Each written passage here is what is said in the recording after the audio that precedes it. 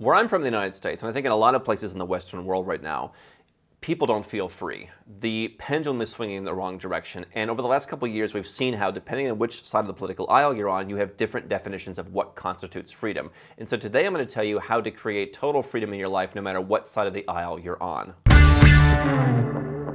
The U.S. in particular, I see, watching from afar, this great fracture where you have people on two different sides of the equation who don't like each other. They talk about going to civil war. They talk about how the country can't stand. And for me, the ultimate freedom is saying, no matter what happens in my country, I have the option to get away from folks that I believe are destructive. Whether I believe that Trump is destructive, whether I believe that Joe Biden is destructive, to me that's the ultimate freedom. Today I'm going to talk to you about how you accomplish that. If it's your first time here, my name is Andrew Henderson. I'm the founder of a company called Nomad Capitalist. We help 7- and 8-figure entrepreneurs and investors legally go where you're treated best, which includes creating more wealth through lower taxes and asset protection, more freedom in your life by diversifying internationally, and better returns on your investment and a better lifestyle. You can learn more at nomadcapitalist.com. And so for me, freedom is defined by optionality. I don't like what's happening here. I can go over there. And I've been saying for a decade, I don't want to stay and fight, because what you're seeing is no matter who has, whether you're on the left side and you believe, hey, Roe v. Wade being struck down, that's not free, I don't like that. Or whether you're on the right side and you're saying, hey, all this stuff they're doing to take away freedom is over here, we don't agree with that. You're probably not going to fight the tide. What I see from people in the Western world is just in this increasing sense of we can't fix this. And I think that in a larger country especially, that is perhaps true. You have had Roe v. Wade since, the 1970s. Now it's gone.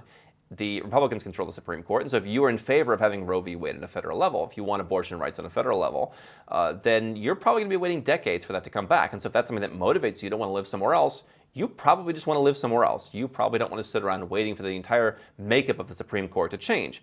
If you're on the right side and you believe, hey, why are they taking away our gun rights, or why are they raising taxes, or whatever, again, the country is going in that direction. The country is saying we want wealthy people to pay higher taxes. We've been talking about that for a long time. And so how many times do you feel trapped in your life? If you run a business, hey, I'd like to get rid of this employee, but I don't have a backup, or I don't know what to do. I feel stuck in this certain political environment, whatever the situation is, how many times do you feel trapped? And so to me, the ultimate freedom is I never have to feel trapped because I have options to go in different places. Too many people are trying to fight and fix something, but the reality is if you can stay or you can go, that is the win. And so this was motivated. I wanted to talk about this because I saw an article recently in Newsweek where they talked about how what we do here at Nomad Capitalist, helping people get second residences, get golden visas, get second passports, was long the dominion of people who are into cryptocurrency and they're worried about high taxes, people who are selling businesses and worried about high taxes, or they're running a business and they're tired of high taxes, high regulations, they just don't like the way they're being treated. People who are more on what you would think of the right side of the aisle. That's not my definition because, again, as a politically homeless person, I like to pick and choose. But historically, it's been more of a conservative, free market clientele who would want to get a second passport. But now with school shootings, for example, there's been school shootings for as long as I've been around. I don't know why suddenly it's becoming a big issue, but it's entering the consciousness more. Maybe people are feeling, hey, we're just never going to solve this. Roe v. Wade being struck down, all the stuff that's happening to folks on the left. I mean, you see in this Newsweek article, people on the left side, and even some Republicans are saying, if Trump gets back in, we just don't know what's going to happen. We don't want to be around for that. And so while people have historically said, hey, I'll move to Canada if Bush or Trump gets elected, and they haven't, you are seeing now an uptick in folks who don't want Trump to be elected in the United States, who are saying, give me my second passport so I have options. And so for me, all the stuff we talk about here gives you more options and gives you more freedom. You can get an offshore bank account that protects you from stuff that could happen to your money. We've seen what happened in Canada. They just started freezing people's accounts. We've seen in Europe, they just start taking people's money, taking pension accounts, borrowing, bailing in, whatever the case may be. Some of those rules are being spread out through numerous Western countries. But for me, the ultimate freedom is residence and citizenship. And if I had to do one thing to protect myself, I would want to have citizenship, okay?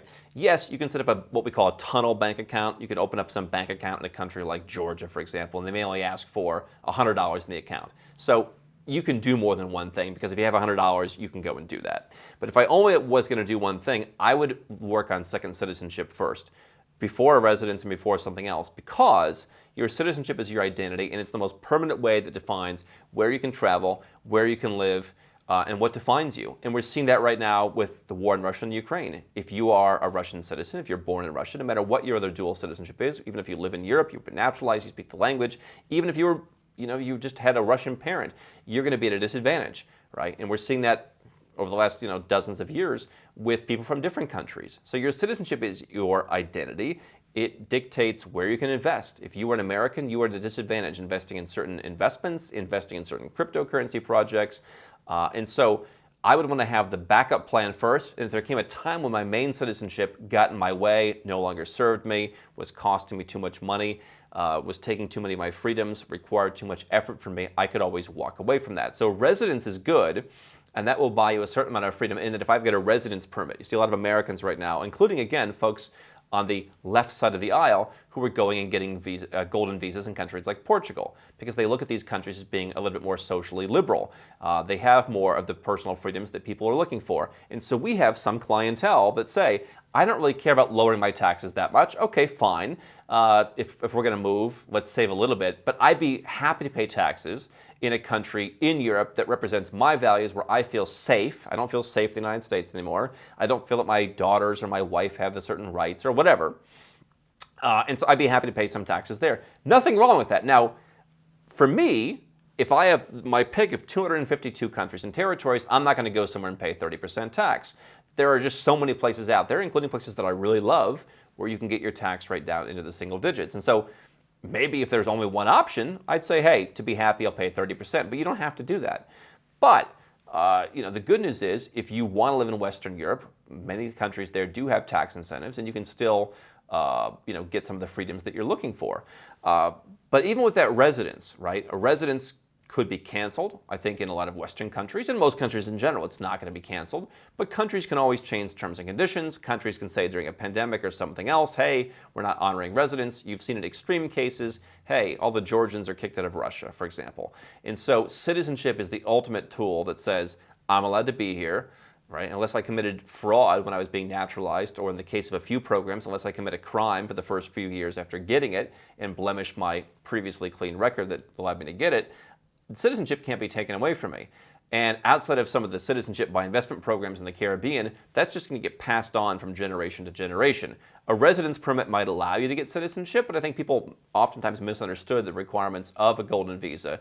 Most golden visas require you to live there most of the time, to learn the language, sometimes even to renounce your other citizenship to get that. And so I'm going to have a residence, but if I have a citizenship, that's going to help me. And so if I can get citizenship by descent in Europe, I'll take that, and that's free. If I'm not entitled to citizenship by descent somewhere, I'm going to look at something like citizenship by investment, fast-track naturalization, a paper residence that leads to that, whatever that I can afford. If I can afford citizenship by investment, let's say in the Caribbean, I'm going to get that, and now I've got 6 countries, for example, that I can live in. Some of them are tax-friendly. One of them's out of the hurricane belt. It's nonstop if I'm from the UK or Canada, the US, to get from my country to there. So it's a good place to get out, as Robert Kiyosaki told us at Nomad Capitalist Live. Where can you get in 3 days? Well, if you're in the US or Canada or the UK, you can get to your Caribbean country in less than 3 days. And so the ultimate opportunity for me to building freedom and having optionality that you can go and pivot in different ways is citizenship, right? If you just have a residence permit and something happens in your country where you don't want to hold that citizenship anymore, there are some cases where you could be stateless and just live in Europe, but it's really not a great idea for anybody. And so citizenship gives you that optionality. And so whether you are the people they talked about in Newsweek where the headline said, lunatic Christians push Democrats to buy second citizenship, that's the headline, it's not what I'm saying. Those folks are talking about abortion rights, school shooting, climate change, religion. They say, hey, we think that certain politicians here want to turn this into a theocracy. And you know what? There's probably are a few politicians in the United States that criticize Iran, for example, but they would like to be some other religion's version of Iran. And so there are people who are saying if Trump were to get elected again, I don't want to be here. I wonder what will happen. And hey, I can think that some of that is bloviating. I also realize that just because you're a Republican doesn't mean Republicans never raise taxes. Doesn't mean Republicans never introduce new regulations. Some people's taxes did go up under Trump. And I'm not talking about people who make $18,000 a year, the way that people on the left would want to say. There were successful people whose taxes went up, whether it was through the SALT deduction or other things that Trump did. As an expat, I didn't like Trump's policies on, hey, let's make life difficult for expats. I just felt from the very beginning like he's an entertaining guy, and he's right on a number of things. But for me, as someone who doesn't want to live in the country, America first sounds like if you don't live here, you're not someone that we welcome. And I just didn't really like that. Someone said whether they're nervous because they fear they can get shot or because they're African American or something can happen to them, or whether because they believe there's another civil war coming, whatever it is, they're nervous. Yeah, we've helped folks who are African American who just don't feel comfortable in the U.S. And then they go to Colombia, for example, and they say, forget the statistics, forget that everyone says Colombia is dangerous.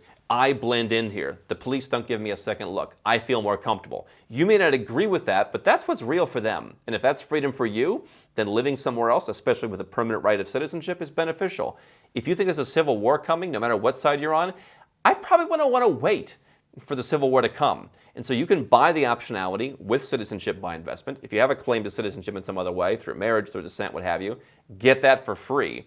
But why do you want to wait for the next shoe to drop unless you don't believe that's going to happen? But I think what's happening in the Western world is all the things that people kind of thought may happen in the distant future are now starting to happen. And so if you're on the right and you're tired of COVID restrictions, you're tired of woke culture, you're tired of raising taxes, you're tired of politicians saying you didn't build that, then you also might want to have this other option. And so I'm here to say that let's not define what freedom should mean for any particular person, because I think we can probably pick and choose from all sides that there's something that we can gain from having the option of another citizenship, another place to go, another place to call home, another place to identify ourselves as, to where no matter what happens in the world, we're going to be covered. And so if you want to build total freedom, the optionality is what matters. That's what second citizenship buys you on the most permanent of levels, and it's why I think everybody who's living in a Western country that has any concerns about that country needs to get a second citizenship. You can learn more at nomadcapitalist.com about how that works and how we can help you, but it's no longer the province of people who have bad passports or from authoritarian regimes, because things in the West are getting bad. Energy prices are going up, inflation's crazy, people are at each other's throats, and it's just an environment that you'd like the option to say, push a button, I'm out. That's what citizenship is all about.